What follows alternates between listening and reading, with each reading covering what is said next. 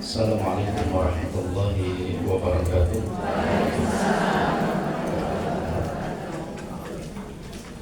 Alhamdulillah, alhamdulillahi, thumma alhamdulillah. Alhamdulillahilladzi nazzala al-furqana ala 'abdihi liyakuna lil 'alamin nadhira. Wa huwa alladzi ja'ala al-laila wan-nahara khilfatan liman arada an yadhakkara aw arada syukura. Asyhadu an la ilaha illallah wahdahu la syarika lahu wa asyhadu anna Muhammadan abduhu wa rasuluh. Allahumma salli wa sallim wa barik ala sayyidina Muhammadin wa ala alihi wa ashabihi ajma'in. Fa inna asdaqal hadithi kitabullah wa khairal huda huda Muhammadin sallallahu alaihi wasallam wa syarrul umuri muhdatsatuha wa kullu muhdatsatin bid'ah wa kullu bid'atin dhalalah. Para ummahat yang saya muliakan, pada kesempatan pagi hari ini saya mengucapkan taqabbalallahu minna wa minkum. Mudah-mudahan Allah tabaraka wa ta'ala menerima segala amal soleh kita semuanya.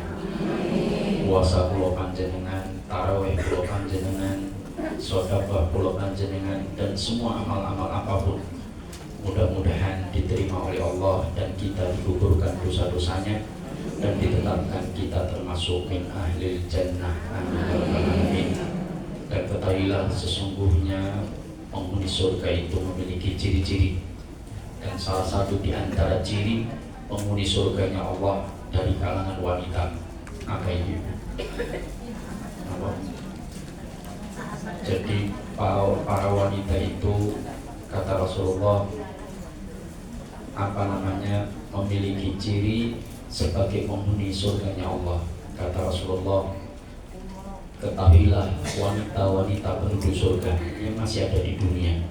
Siapa mereka? Yaitu mereka yang apabila mendapati suaminya marah. Pernah mendapati suaminya marah? Kayak Senin itu terus. Ketika dia mendapati suaminya marah, maka dia tidak mencari tahu siapa yang salah lebih dulu, tidak. Tapi dia akan menaruh tangan suami di atas tangannya atau di atas kepalanya, dan dia akan meminta maaf lebih dahulu daripada suaminya yang meminta maaf. Itu ciri wanita ahlul jannah. Ini kebanyakan atau banyak di antara sing rasuti. Sing salah kowe, aku dalam aku roh. Gitu. Kalau suami istri itu marah-marahan, itu siapa yang biasanya minta maaf duluan? Yang benar. Alhamdulillah. Ya, kalau yang minta istri alhamdulillah. Tapi banyak setahu saya itu suami. Sebab yang orang yang jalur akro, saya itu jatah juga. Ya. Kemudian kita lanjutkan majelis yang keberapa Ibu? 17. Sekarang 17. Oh ya. Kita akan bahas tentang melakukan kebaikan akan menghapus keburukan. Wa atbi'is sayyi'atal hasanata tamhuha. Nah, ini ada beberapa hadis maupun ada beberapa hadis yang disebutkan oleh Syekh Al-Albani rahimahullah dalam majelis yang ke-17, yaitu melakukan kebaikan akan menghapus keburukan. Karena orang bertaubat itu lebih sempurna apabila keburukannya diikuti dengan kebaikan. Kalau hari ini rasanya ini setengah jam, maka sodakoe luhukan pengajiannya ping telu misalnya soalan sore. Dan pengajian berapa kali? 3 kali. Maka kalau pengajiannya sekali di majelis pun turu, Tapi baru najis rampung merasa ini turun jam, wah itu udah kori gitu ya. Maka ikutilah segala perbuatan buruk dengan perbuatan baik, karena perbuatan baik itu akan menghapus. Apalagi perbuatan baiknya lebih mayoritas. Ibarat kata para ulama, jika sebuah air itu terkena najis, maka air itu bisa menjadi suci kembali kalau lebih dari 2 kullah. 2 kullah. Kalau kita menyebutnya kolah. Jadi kolah itu sebenarnya dari bahasa Arab ya. Artinya tempat penampungan air.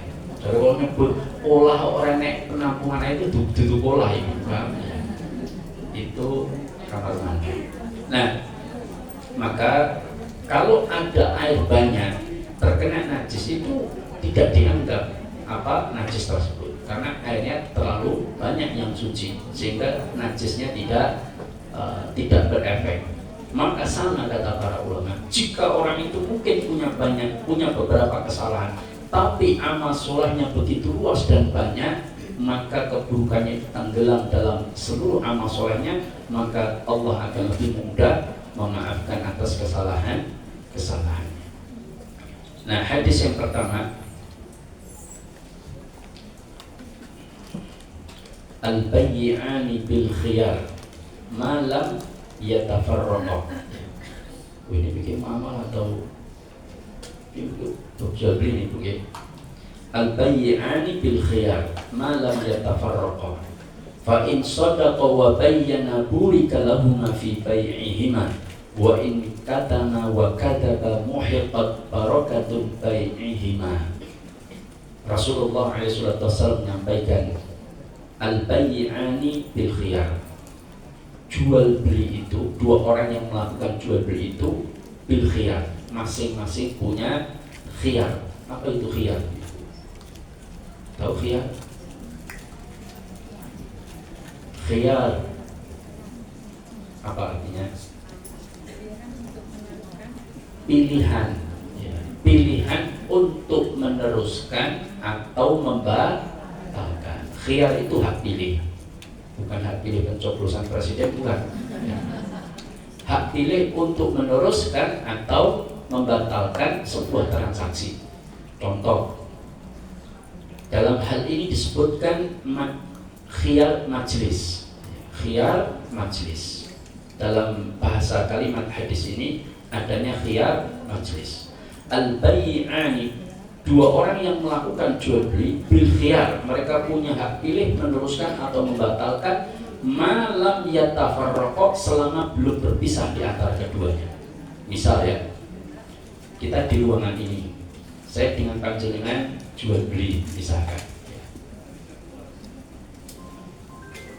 Apa kira-kira? Handphone ya, jual beli handphone. Jenengan menjual handphone ke saya, harganya 2 juta. Sudah saya bayar, handphonenya sudah saya terima, paham? Tapi saya dengan panjenengan masih dalam satu majelis, yaitu di sini, belum berpisah, masih ngobrol-ngobrol. Suatu ketika jenengan berubah pikiran, Ustaz, kapan saya nggak jadi jual handphone saya, soalnya ternyata saya ingat itu handphone kenangan misalkan ya. Maka jenengan membatalkan, maka kewajiban saya adalah menerima pembatalan, paham? Dan itu sebuah kebaikan ya. Saya wajib menerima pembatalan karena belum berpisah. Tapi kalau saya sudah berpisah, misalkan saya sudah pergi dari tempat ini, sudah berpisah dengan panjenengan, lalu kemudian jenengan telepon, Ustaz, apa Ustaz, handphonenya nggak jadi, saya salah harga, kudune 20 juta, dari 20 juta. Kalau itu enggak, misalkan harganya normal, Ustaz maaf nggak jadi, saya ternyata masih maniman, anak saya ternyata pengen handphone saya nggak jadi jual, maka saya boleh menolak. Nah, kenapa? Karena saya dengan jenengan sudah berpisah, khiyar majelisnya sudah hilang. Tetapi saya sangat dianjurkan bersikap samhan. Samhan itu apa gitu? Tasamu, artinya enggak gampang ya, artinya memudahkan dari lawan transaksi kita. Oh, betul apa-apa kumpul terkait mawon handphone kalau memang nggak jadi. Nah, saya ketika menerima pembatalan, padahal saya punya kesempatan menolak, ya tidak? Kalau tadi ketika saya berada di majelis yang sama, saya tidak punya kesempatan menolak, sebab jenengan punya khiyar, saya pun punya khiyar. Kalau jenengan menggunakan khiyar jenengan, saya wajib menerima. Begitu pula saya punya khiyar, saya ajukan, jenengan juga wajib menerima, karena kita sama-sama dalam satu tempat, belum berpisah. Kalau saya membatalkan, Bu, mohon maaf, punya nggak jadi, ternyata kok tak cekel kok panas misalnya, gitu ya. Saya nggak jadi, mana duit saya? Jenengan wajib menerima, nggak boleh menolak. Tapi kalau jenengan sudah pulang, saya telepon jenengan kemudian saya nggak jadi, jenengan boleh menolak. Tapi kalau jenengan menerima pembatalan saya, itulah yang disebut dengan apa itu? Bukan, samhan itu sikapnya dalam memudahkan sesama kaum muslimin. Kalau tadi di dalam majelis, saya dengan jenengan masih dalam satu majelis, kita membatalkan, saya membatalkan, jenengan wajib menerima, itu namanya khiyar, paham? Atau jenengan membatalkan, saya wajib menerima, itu namanya khiyar. Tapi ini tidak, saya sudah pergi, tahu-tahu jenengan membatalkan, dan saya berhak menolak pembatalan jenengan karena kita sudah berpisah. Tapi kenyataan saya tetap terima, oh mboten napa-napa, kan gitu kan? Nah, ini disebut apa? Apa? Oh jelas kebaikan, maksudnya namanya, penamaannya. Kalau saya terima, itu kebaikan saya itu akan menghapus kesalahan saya, paham? Apa? Karena siapa yang menerima pembatalan, pada dia punya kemampuan untuk menolak, paham? Maka Allah akan menghapus dosa, tentunya setara dengan pembatalan tersebut. Ya, wallahu ta'ala, itu urusan Allah, saya bukan panitia. Yang jelas akan dihapus dosanya, kata Rasulullah, kalau dia bersikap samhan. Nah, pembatalan pada dia punya kemampuan untuk menolak itu disebut apa? Tapi dia terima, namanya apa? Apa itu?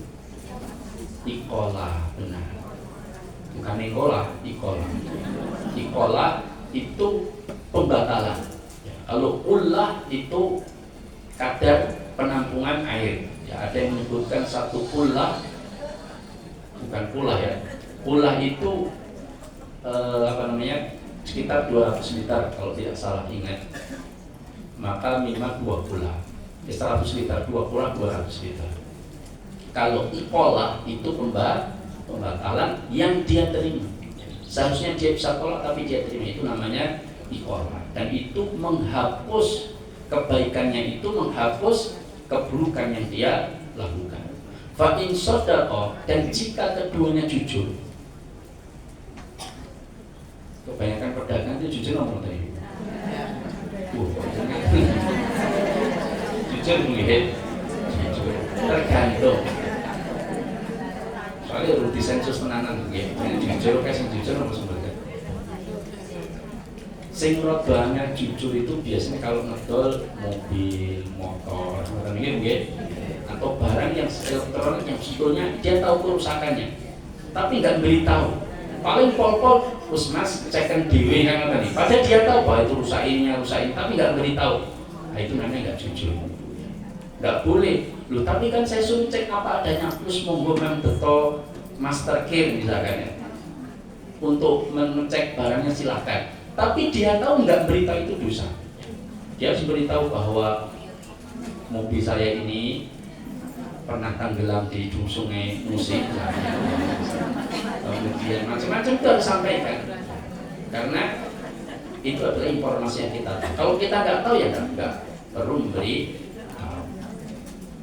Fa'in sodaqoh, jika keduanya jujur, wa bayyana, dan saling memberikan penjelasan yang sebenar-benarnya atas keadaan barang tersebut, burika lahuma, maka diberkahilah keduanya, untuk keduanya.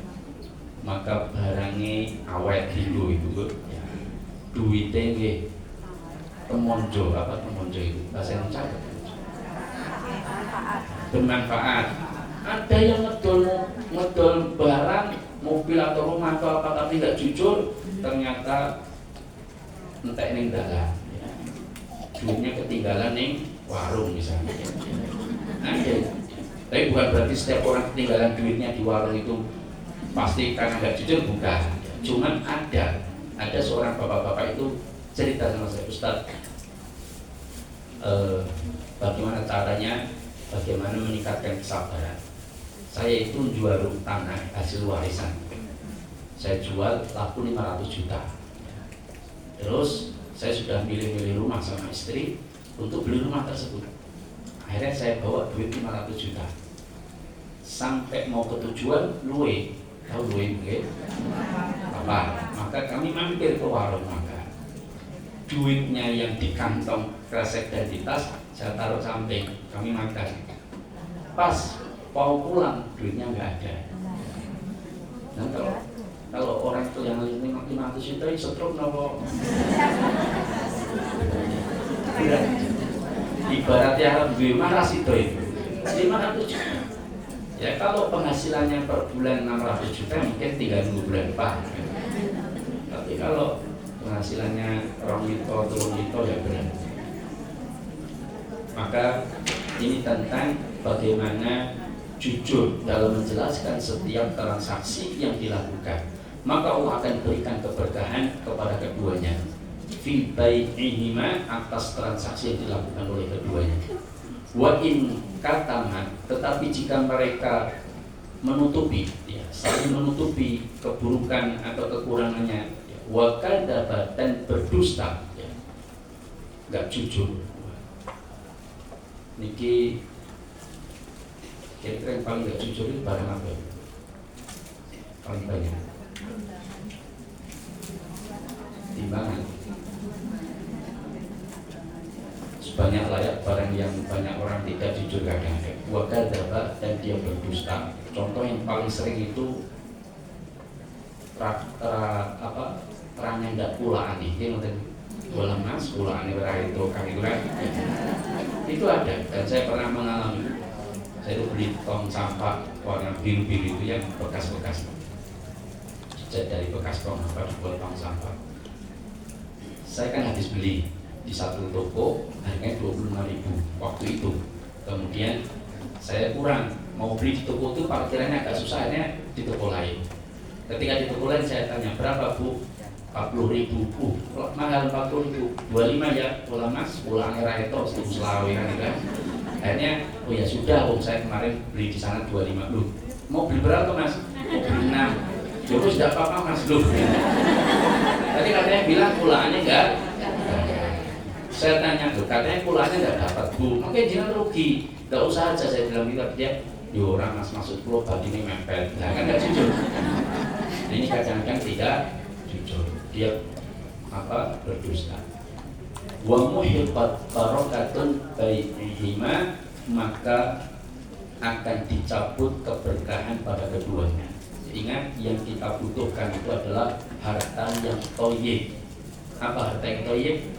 Yang halal dan barokah, itulah disebut dengan thayyiban. Sebagaimana doa kita, Allahumma inni as'aluka ilman nafi'an wa rizqan thayyiban wa amalan mutaqabbalan. Kemudian hadis yang kedua, ini hadis yang pertama, bagaimana kebaikan akan menghapus keburukan dengan menerima sebuah pembatalan. Kemudian ittaqillaha haitsuma kunta, bertakwalah kepada Allah haitsuma kunta, dimanapun engkau itu berada. Wa atbi'is sayyi'atal hasanata tamhuha, dan ikutilah keburukan itu dengan kebaikan, maka niscaya tamhuha, kebaikan itu akan menghapusnya. Wa khaliqin nasa bi khuluqin hasanin, dan berakhlaklah kepada manusia dengan akhlak yang baik. Nah, ini perintah Allah agar senantiasa berbuat takwa atau menjadi manusia yang takwa, takut kepada Allah dimanapun kita berada. Cuman banyak di antara manusia takwanya kalau di depan orang banyak. Kalau sendirian tidak bertakwa. Dan hati-hati dengan kesendirian yang senantiasa bermaksiat. Meskipun sebagian para ulama kan ada sebuah riwayat ya, ketika Rasulullah mengatakan kelak nanti di akhirat ada orang-orang yang akan diperlihatkan amal solehnya. Mereka amal solehnya itu sebesar gunung Tihamah, artinya bergunung-gunung banyak amalnya, tetapi kemudian Allah hilangkan seluruh pahalanya. Maka sahabat bertanya, siapa mereka ya Rasulullah? Sebutkan ciri-cirinya mereka itu yang ada di dunia. Kalau tadi penduduk surga, di mana meminta maaf kepada suaminya tanpa mencari tahu siapa yang salah, dia minta maaf duluan. Ini penduduk yang di akhirat yang dia mengalami kerugian besar, amalnya terhapus, amalnya hilang, seluruh amalnya terhapus. Siapa mereka? Maka ketika para sahabat bertanya siapa mereka ya Rasulullah, maka kata Rasulullah, mereka yang ketika sendirian senantiasa berbuat maksiat. Ini hati-hati maksiat, tapi bukan berarti sebagian para ulama saya dicoba mendapat ini, bukan berarti maksiat dilakukan sendirian itu pasti langsung menghapus amalnya, tidak. Tetapi kata para ulama ini berkaitan dengan orang-orang munafik, di mana orang-orang munafik itu selalu menyembunyikan keburukan dan kekufurannya di dalam hatinya maupun dalam amalnya. Tetapi para ulama juga memberikan kewaspadaan, karena sesungguhnya seorang mukmin itu kalau berbuat maksiat di tempat umum diketahui banyak atau menyendiri itu, menyendiri. Kenapa? Karena ada ancaman juga. Rasulullah mengatakan kullu ummati mu'afa illal mujahirin. Setiap umat itu dimaafkan oleh Allah kecuali orang-orang yang menjaharkan dosa. Maksudnya dosa terang-terangan atau dicerita-ceritakan, misalkan di warung misalkan bapak-bapak misalkan lalu ngobrol-ngobrol, wih mas ternyata gang nomor loro sing buri pas saka pengancar RRI buri nomor loro paling apik ternyata, misalkan ini contoh ya mungkin gang nomor loro omah nomor itu misalnya sing cate putih pager ijo. Jadi saya ngarang nih Bu ya, kira saya hafal bukan, saya ngarang nih, betul. Jenengan cari juga kan, yang dilalah pas udah juga kebetulan. Kalau pernah lewat pernah gitu ya. Maka lu kok jenengan tahu, oh aku dibeli bahasa kono misalkan. Dia berbuat maksiat, Allah sudah tutupi malah dia ceritakan di warung, dia tidak. Itu namanya menjaharkan dosa, itu nggak boleh. Maka itu ancamannya adalah tidak dimaafkan oleh Allah. Makanya kalau ada pelaku maksiat, nggak usah suruh menceritakan di depan umum, jangan. Dia mantan preman, sudah mantan preman saja. Nggak usah ceritakan dia preman di, preman di wae. Misalkan ya, Gang Doli, Keramat Tunggal, Pasar Kembang, Silir, itu nggak usah diceritakan, sudah mantan preman itu aja. Maka itu bisa membahayakan, dia nanti dianggap mujahidin, orang yang menjaharkan dosa-dosa. Maka ini yang dimaksud adalah, tapi para ulama mengkhawatirkan kalau setiap dia sendirian berbuat maksiat itu yang dikhawatirkan. Maka tapi ayat sebagian ahli tafsir mengatakan hadis itu berkaitan dengan orang-orang munafik. Wallahu ta'ala a'lam. Nah, ittaqillaha haitsuma kunta, bertakwalah kalian kepada Allah dimanapun kalian berada. Dan itulah ciri orang mukmin yang sejati. Baik dia sendirian maupun orang banyak, dia tetap bertakwa. Berarti sudah sampai derajat apa itu? Muhsin. Kenapa? Karena setiap dalam keadaan apapun dia merasa diawasi oleh Allah. Makanya ihsan anta budallah ka'annaka tarahu fa in lam takun tarahu fa innahu yara. Allah pasti melihat engkau, sehingga dia merasa dia merasa diawasi oleh Allah terus-menerus, maka dia tidak berani berbuat maksiat, sehingga dia menjadi seorang yang muhsin, orang senantiasa berbuat baik dikala sendirian maupun orang banyak. Wa atbi'is sayyi'atal hasanata tamhuha, dan ikutilah perbuatan buruk dengan perbuatan baik, niscaya perbuatan baik akan menghapusnya. Orang bertaubat itu minimal 3 syarat, kan gitu. 3 syarat ini saja dia sudah dikatakan taubat nasuha, tapi belum tidak sempurnanya taubat, tapi tetap dia dianggap taubat nasuha. Apa? Satu, menyesal. Satu, menyesal. Tidak bisa dikatakan dia bertobat kalau tidak menyesal. Misalkan, wah alhamdulillah mas, model apa wis tak cukup misalnya ya. Nah, maka dia merasa bahwa sudah puas, wis wayahe aku leren, kan itu misalkan ya. Loh, kalau dia tidak menyesal, ya Allah kenapa saya dulu berbuat dosa, ya Allah maafkan saya, itu nggak ada penyesalan, itu malah bangga. Alhamdulillah, sekarang tak cukup, tinggal taubat. Nah, maka ini jelas tidak ada penyesalan, maka nggak bisa dikatakan taubat dan nasuha. Yang kedua, harus menghentikan. Orang disebut taubat nasuha itu kalau menghentikan perbuatannya. Perkara dia menghentikan terus terjadi lagi, ya tobat lagi. Yang penting jangan direncanakan. Kalau dia misalkan tobat, ya Allah saya bertobat dari perbuatan dosa ini, saya bertobat betul, tapi yongko seminggu kaslah, itu belum bertobat dengan tobat. Dia harus bertobat betul. Dia tidak ada sedikit pun rencana untuk melakukannya kembali. Perkara terjadi lagi, ya tobat lagi. Allah itu Ghafurur Rahim. Tapi ingat, jangan direncanakan. Allah itu tahu betul apa yang ada dalam hati manusia. Allah itu mengetahui yang jahar maupun yang sir, yang tampak maupun yang tersembunyi. Jadi jangan menganggap Allah tidak tahu ada dalam isi hati. Yang penting taubat nasuha, menghentikan perkara terjadi lagi, taubat kembali. Kemudian yang ketiga, apa itu? Berjanji, berupaya dalam diri untuk tidak melakukan perbuatan itu kembali. Menyesal, menghentikan, dan berjanji tidak melakukan kembali. Itu sudah dikatakan taubat nasuha. Tetapi yang sempurnanya adalah dia ditambahkan dengan memperbanyak istighfar. Karena istighfar dengan taubat itu ada berbeda. Ada orang istighfar tapi belum taubat. Paham?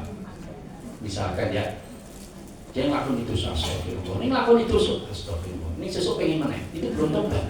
Paham? Tapi dia istighfar, betul atau tidak? Iya. Maka yang sempurna adalah menggabungkan keduanya. Dia istighfar sekaligus taubat. Itu yang paling sempurna. Nah, maka taubatnya yang lebih sempurna lagi adalah tadi 3, kemudian memperbanyak istighfar. Kemudian yang kelima, mengikuti perbuatan buruk. 4 atau 5? 5 kan? Ya, yang pertama apa? Menyesal. Yang kedua, menghentikan perbuatan dosanya. Yang ketiga, berjanji tidak mengulangi kembali. Yang keempat, memperbanyak istighfar. Yang kelima, mengikuti perbuatan buruk dengan perbuatan baik. Artinya, saya dulu banyak dosa, sekarang banyak amal. Ya. Misalkan amal apapun yang bisa dilakukan. Misalkan sedekah. Sedekah maniman Pak Ustaz. Apalagi sedekah besar, misalkan rumah, mobil kan besar ibu. Maka kalau nggak takut sedekah dengan jumlah yang besar itu agak maniman, maka wasiatlah. Paham? Itu ranah yang Allah berikan, cara agar ketika hidup kita menyedekahkan harta itu kok berat, maka dengan wasiat. Karena wasiat kan dia sudah mati, artinya tidak butuh lagi harta tersebut. Misalkan, apalagi sangat ditekankan orang yang kaya itu untuk berwasiat, apalagi ahli warisnya kaya raya, dirinya kaya raya, kerabatnya kaya raya. Itu kan ada kelompok bangunan gajah, gitu. Jangan bangunan apa? Maka ketika bangunan gajah, ketika dia kaya raya misalkan, kadang menyedekahkan villa, itu kan diapot itu ya. Padahal villanya banyak, maka pakailah wasiat. Itu sarana yang Allah berikan. Misalkan anaknya dipanggil, anak-anakku sini, bapak kaya raya, kamu juga kaya raya. Maka bapak harus mencolke bodoh manimah. Tapi besok kalau bapak mati, itu di garasi ada 3 mobil, Alphard, Fortuner, Pajero.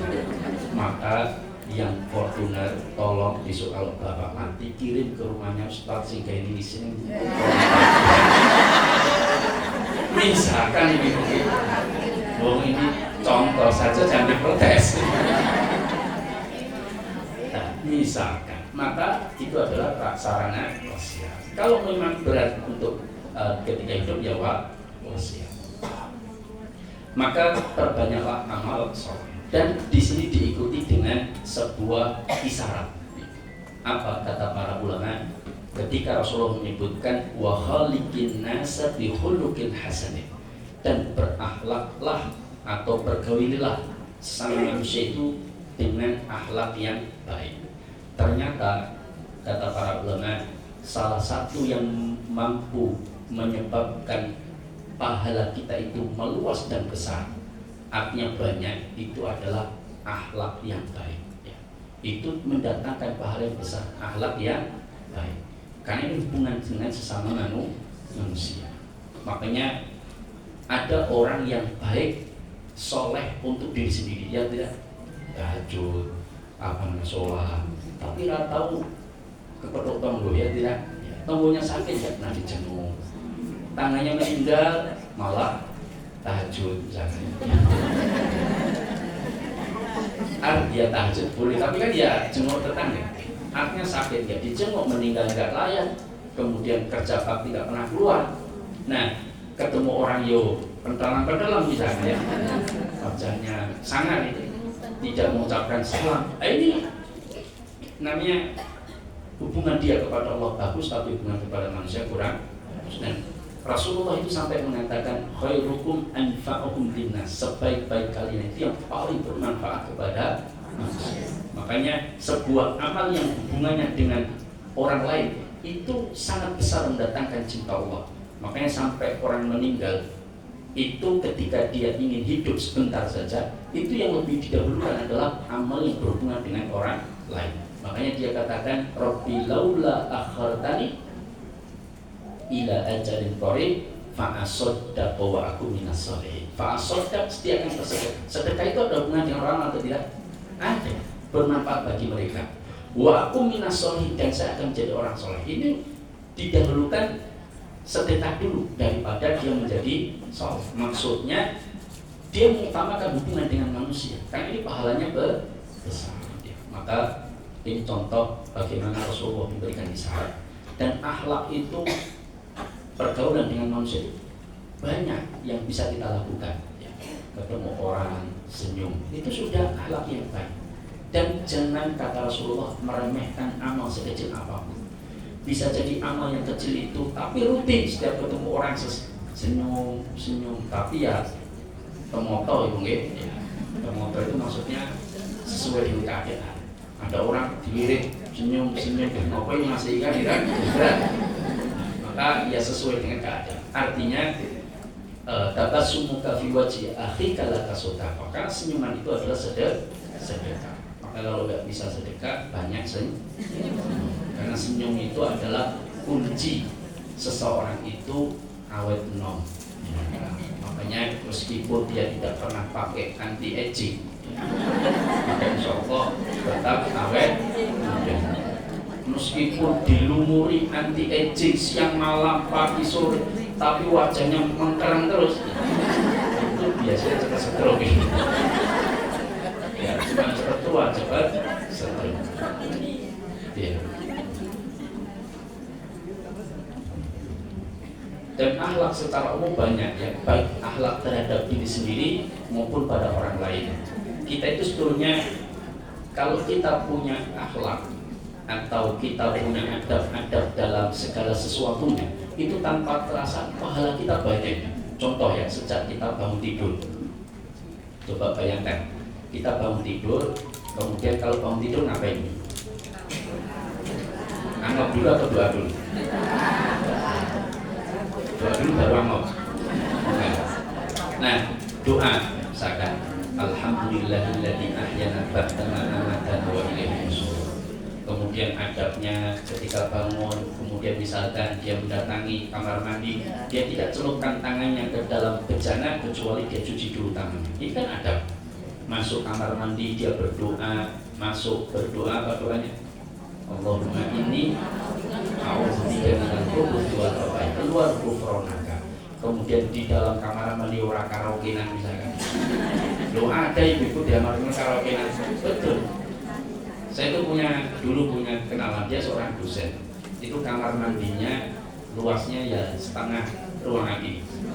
Itu kamar mandinya ini. Jadi ada bathtubnya agak besar itu, dia tiduran, terus sambil ada TV-nya karaokean. Itu di kamar mandi. Padahal kita itu dianjurkan tidak berlama-lama di kamar. Ini malah karaokean di kamar. Berat. Umat ini pas karaokean berat. Nah maka adab ini kalau coba bayangkan, kita bangun tidur kemudian melepas pakaian, pakai pakaian, bagaimana didahulukan masuk kamar mandi, mendahulukan kaki, itu semua adalah sunat dan semua akan mendatangkan pahala. Bayangkan kalau 1, 2, 3 banyak itu akhlak kita tinggalkan, terus kali sekian tahun, sekian hari, itu berapa banyak amal yang tidak kita sia-siakan, kita tidak ambil itu akhlak yang baik. Betul atau tidak? Iya. Padahal itu kebaikan-kebaikan yang bisa menghapus dosa-dosa kita, ya. Dosa-dosa atau kesalahan kita. Sekarang gini aja, kita meninggalkan sunnah, masuk kamar mandi dengan kaki kiri atau kanan? Kiri. Keluar kaki kanan. Itu saja. Kalau umur kita sekarang katakanlah saya 42. Nah, berapa? 35. Ya. Saya 40 lah. 40. Kita tolong sidik, gitu. 40. Katakanlah sejak balik umur 10 tahun, katakanlah ya 30 tahun. 30 tahun pada sehari itu ada berapa? Sebulan itu ada 30 hari. Setahun ada 360 hari. 360 itu setahun. Tapi kalau kemudian dikalikan 10 tahun saja, 3.600 kali 3 berarti 11.000, ya tidak 10.000-an. 10.000 kali kaki masuk dengan kaki kiri, keluar dengan kaki kanan, itu adalah sunnah yang mendatangkan pahala. Berarti sudah 10.000 sekian kali itu kita telah tinggalkan. Itu baru kaki masuk hidup. Belum makan dengan tangan kanan, belum nanti mengucapkan alhamdulillah ketika bersih, belum lagi kemudian mengucapkan astagfirullah, belum lagi ketika naik tanjakan dia mengucapkan Allahu Akbar, ketika turun subhanallah, macam belum itu. Maka sesungguhnya kita telah hilang banyak amal soleh yang tidak terasa, betul tidak? Karena kita anggap amal soleh itu sholat kan gitu kan, puasa, zakat, haji, umroh, padahal ada akhlak yang itu tidak terasa, terkumpul ternyata sangat besar, dan itu kita tinggalkan. Makanya orang yang paling beruntung kata Rasulullah di akhirat kelak adalah orang yang paling berakhlak,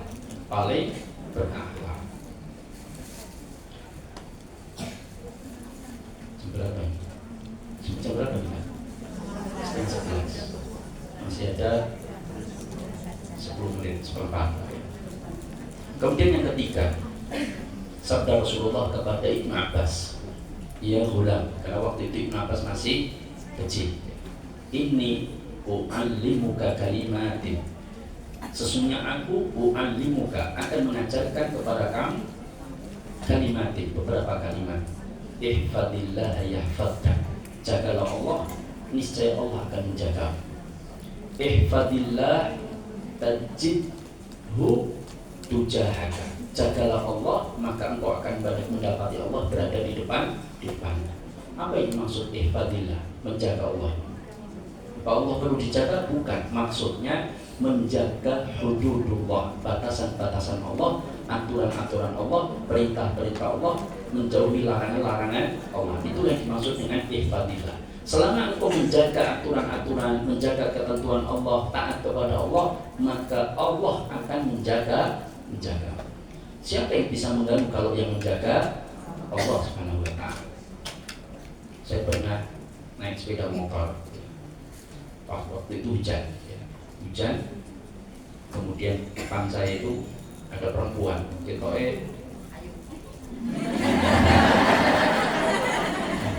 jangan kiranya dia naik motor, Saya nggak tahu, kayaknya sedang telepon apa gimana. Aku ada gerimis, kemudian kepleset jatuh, kepleset jatuh bisa gitu. Kemudian dia nggak astagfirullahaladzim, nggak Mas Rudi tolong. Saya mau nolong yuk, dijaga-jaga perempuan, pakaiannya juga agak seksi kan gitu. Akhirnya alhamdulillah ada kayaknya bica apa siapa itu datang dan nolong. Terus dia, aduh Mas Rudi tolong Mas Rudi. Padahal Mas Rudinya di rumah. Ngapain? Ya mau panggil Allah kan, bilang ya Allah astagfirullah. Ini dipanggil Mas Rudi. Masya Allah. Uji di sopo.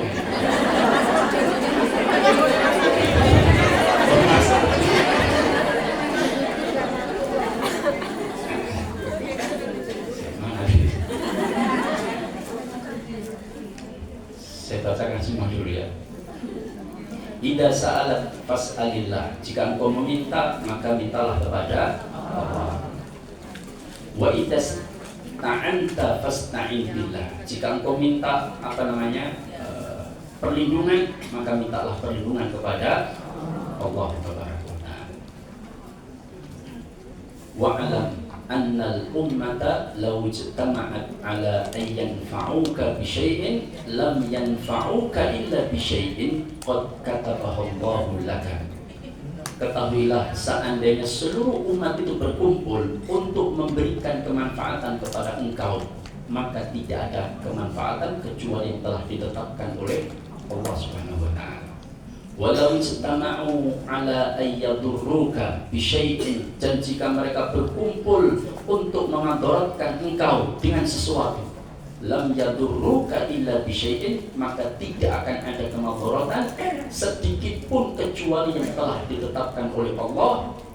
Rufi'al aqlamu wa jaffatil suhuf. Sesungguhnya pena telah diangkat dan lembaran telah mengering. Ini menunjukkan bahwa semua kejadian di alam semesta ini sudah ketetapan Allah Ta'ala. Makanya orang kalau memahami itu, maka dia akan menjadi orang yang sangat ridho dengan takdir Allah. Ridho ini ya, dengan takdir Allah Subhanahu wa ta'ala.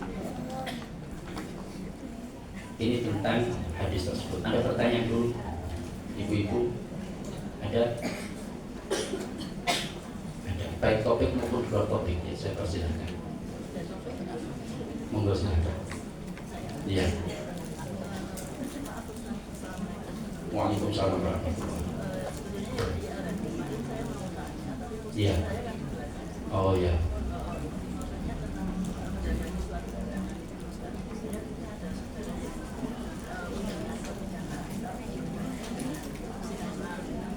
Silakan.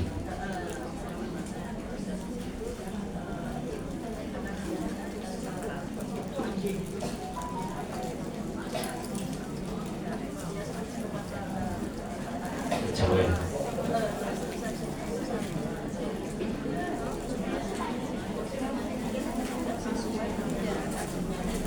Yang diundang.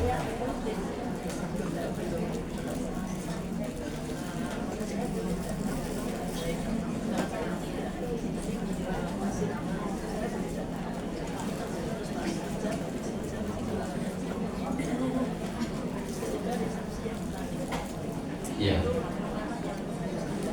Ya. Ya, terima kasih. Jika kita diundang, ternyata dalam undangan itu ada kemaksiatan misalkan contohnya ada sesuatu yang berbau-bau syirik atau mungkin bid'ah misalkan, maka segala undangan itu hukumnya sebetulnya hukum asalnya wajib. Kita harus mendatangi atas undangan saudara kita, kecuali jaraknya jauh. Para ulama mengatakan jika kita diundang, antenanku ya di mana? Di Arab Saudi misalnya. Nah, kita tidak masalah, tidak datang tidak apa-apa karena perlu untuk kerja. Atau di Semarang atau di Jakarta, maka tidak mendatangi tidak mengapa kalau memang ada kerepotan. Tapi kalau terjangkau, tidak ada acara lain, maka wajib mendatangi. Nah, tetapi menjadi tidak boleh mendatanginya kalau ada kemaksiatan. Kalau ternyata acaranya ada 3 acara tadi disebutkan ijab, kemudian acara-acara siraman dan sebagainya, aku apa nggak tahu saya namanya, kemudian standi partai makan, maka datanglah yang kira-kira tidak ada unsur maksiat terjadi pada saat jenengan berada di sana. Misalkan pas makan ya, kan enak pas makan langsung pulang kan, makan kenyang pulang SMP. Pas makan kalau kursinya tidak sesuai, maka kalau kita tahu kursinya tidak sesuai, bolehlah bawa rantang untuk loh kan tidak apa ibu, daripada makan berdiri bawa rantang. Oh mohon maaf ya, bawa rantang jangan tumpuk 5 pulang boleh kan, yang lain boleh bawa pulang kan nggak ada larangan. Kalau enggak ya dimakan di situ, duduk di bawah. Kalau minum memang ada hilaf yang para ulama boleh berdiri atau tidak, tapi kalau makan jumhur tetap wajib duduk. Kenapa?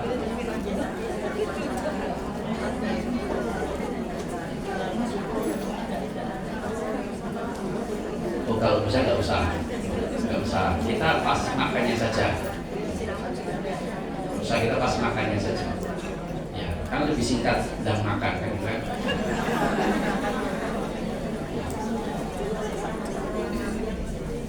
Ibu Samian tuh. Oh masih saudara.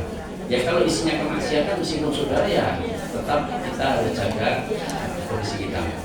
Maka kita lihat waktunya, ternyata isinya maksiat, misalkan ketika hadir ternyata mengundang penyanyi seksi kan, terus waria barang juga saja, atau ada maksiat banyak lah di situ, atau acara kesyirikan. Sudah kita kalau kita bawa sesuatu yang kasihkan kita pulang. Misalkan mohon maaf ya saya ada acara, dan selesai pulang. Kalau enggak ya kita datangi pas di rumahnya, atau pas belum acara itu, terus kita pulang lebih dahulu. Misalkan kita datang, misalnya kan awal-awal kan nggak ada acara apa-apa, kita datang ucapkan selamat, doakan, yang belum ke amplop kalau bawa amplop ya. Kemudian pulang karena kita tahu acaranya di dalamnya kemaksiatan. Kenapa? Nggak boleh apa? Oh nggak boleh pakai. Abu Thalib itu masuk neraka juga karena pakai. Betul. Abu Thalib itu ketika diminta Rasulullah, ya ammi qul la ilaha illallah, katakanlah la ilallah, aku akan membelamu di hadapan Allah dengan 2 kalimat itu, asyhadu an la ilaha illallah wa anna muhammadar rasulullah. Tapi kata Abu Thalib apa? Wa yabna akhi, wahai anak saudaraku, yaitu ponakanku, andaikan bukan karena aku kekewuh dengan orang-orang musyrik Mekah, dengan cacian mereka, aku takut dengan cacian mereka, niscaya aku akan masuk agamamu untuk menyenangkan hatimu. Ini perkataan Abu Thalib. Nah, berarti kan tidak mau masuk Islam salah satu sebabnya karena dia itu tokoh kok malah meninggalkan ajaran yang dia seharusnya jadi panutan, ajaran nenek moyang. Nah, karena pokeuhnya itulah masuk salah satu sebab dia tidak mendapatkan hidayah.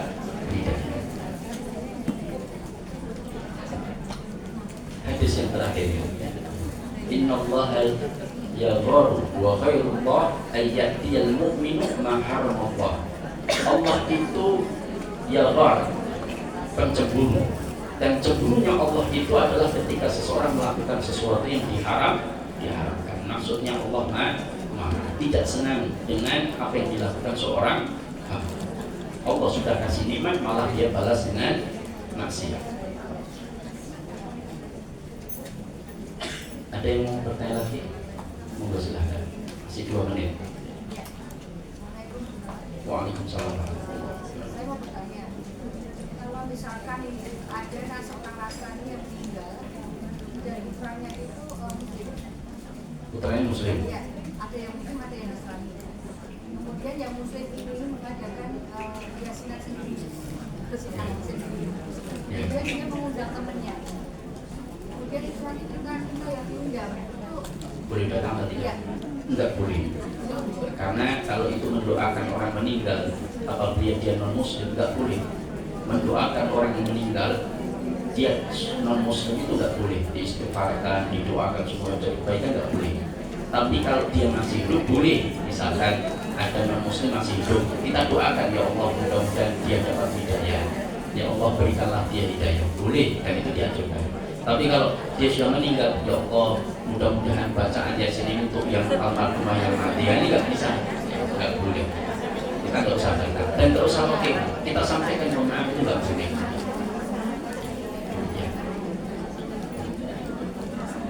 Cukup ya, kalau panitia sudah pintu saya sudah gemetar. Silakan terakhir ini. Silakan. Waalaikumsalam warahmatullahi wabarakatuh. Iya.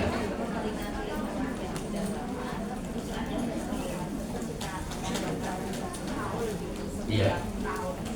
Ya setiap tahun kenapa? Ada haul diundang haul siapa? Haul seseorang. Oh. Ya, perkara itu saya mengambil pendapat jumhur ulama, itu perkara yang diada-adakan, maka tidak perlu ikut. Penjelasannya panjang, nanti perkataan Imam Syafi'i, perkataan Imam Malik, perkataan para ulama yang lain, bahkan perkataan Syekh Hasyim Asy'ari itu juga ada dalam perkara tersebut. Maka itu menjadi konon aturan dalam konferensi tahun 1926 di organisasi lain. Tapi waktu yang tidak memungkinkan, saya jawab singkat saja. Demikian dari saya, mudah-mudahan bermanfaat. Aku qouli hadza wa astaghfirullah li wa lakum innahu huwal ghafurur rahim. Assalamualaikum warahmatullahi wabarakatuh.